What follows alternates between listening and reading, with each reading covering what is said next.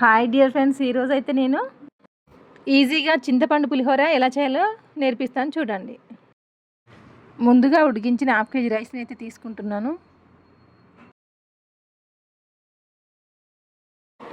ఈ అన్నాన్ని కాసేపు చల్లారబెట్టుకోవాలి.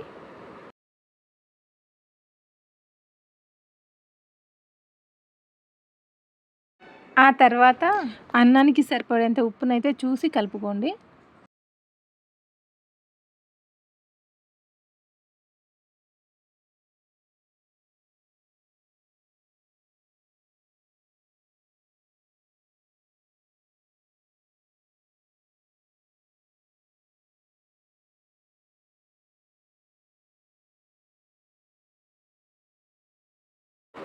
కొంచెం ఆయిల్, పసుపు రెండు కలుపుకొని అన్నానికైతే మంచిగా పట్టించాలి.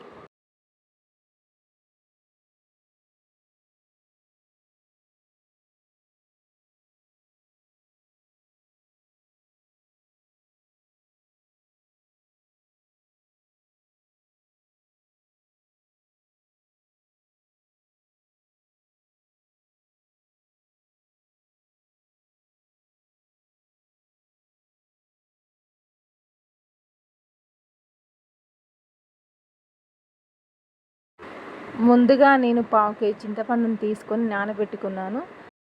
ఆ నానబెట్టిన చింతపండుని అయితే దాంట్లో ఉన్న గుజ్జును తీసి ఒక గిన్నెలో వేరే గిన్నెలో వేసుకోవాలి. వేసుకొని స్టవ్ మీద పెట్టి అందులో కొంచెం నూనె, కొంచెం పసుపు రెండు కలుపుకొని మంచిగా దగ్గరకు వచ్చేంత వరకు ఈ పేస్ట్ని ఉడికించాలి. మనం అన్నానికైతే ముందుగా ఉప్పుని, పసుపు, నూనెని మొత్తం కలుపుకున్నాం కదా, దాని తర్వాత ఈ చింతపండు పేస్ట్ని అయితే మనకు సరిపోయేంత చూసుకొని, పులుపు చూసుకొని కలుపుకోవాలి.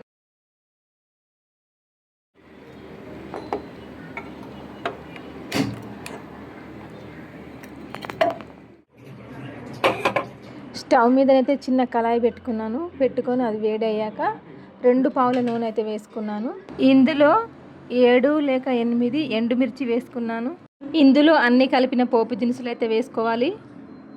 దీని తర్వాత పల్లీలు అయితే వేసుకోవాలి.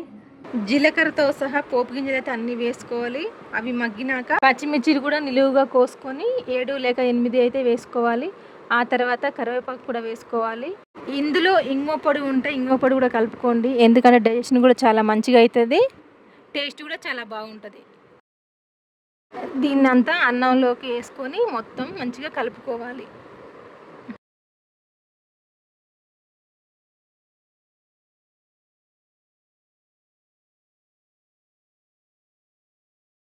అంతే ఫ్రెండ్స్, పులిహోర అయితే రెడీ అయిపోయింది.